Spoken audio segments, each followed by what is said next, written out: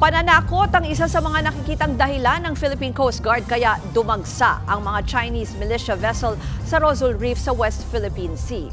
Kasunod ito ng nasa 50 mga barko ng China na nagkalat sa naturang reef. At live mula sa Maynila na sa frontline ng balitang yan, si Ian Suyu. Ian, ano ba ang reaksyon dyan ng Coast Guard tungkol nga dito sa swarming ng China? Ruth, mariin ngang kinondena ng Philippine Coast Guard ang insidente ng swarming o pagdagsa ng mga barko ng China sa isang bahagi ng West Philippine Sea. Ayon din sa PCG, ito ang unang beses na may swarming incident na nareport sa kanila ngayong taon. Base sa mga nakalap na videos at picture ng News 5 mula sa PCG, makikita ang mga barko ng China na nakapwesto sa bahagi ng Rosal Reef. Sa tala ng PCG, hindi bababa sa 50 na barko yan mula China. May ibang magkakatabi pero may iba ring vessel na magkakahiwalay. June 17 daw nang unang maiulat ang aktibidad ng vessel sa Rosal Reef.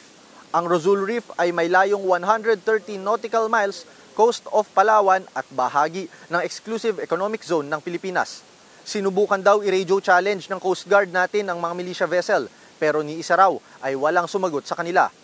Tingin ng ahensya, bahagi ito ng strategy ng China para igiit ang kanilang karapatan sa naturang lugar. Posible rin daw na hakbang nila ito para takutin ang mga Pinoy na mangingisda na nagpupunta roon, lalo't isa sa mga fishing area ng mga kababayan nating mangingisda ang Rosal Reef. Ruth, bagamat ito yung unang reported na swarming incident ngayong taon, hindi naman ito yung first time na nangyari yan sa Rosal Reef. Kung tutuusin nga, last year daw halos mga nasa 30 na mga Chinese militia vessel ang dumagsa rin dyan noong nakaraang taon. Yan muna ang latest mula dito sa Manila. Ruth? Yan po ang Express Report ni Ian Suyu. Mga kapatid, ako po si Ruth Cabal. Maging maalam at may pakialam sa mga may init at rumaratsadang balita sa Frontline Express. Para maging updated sa balitaan, mag-subscribe lang sa social media pages ng News 5.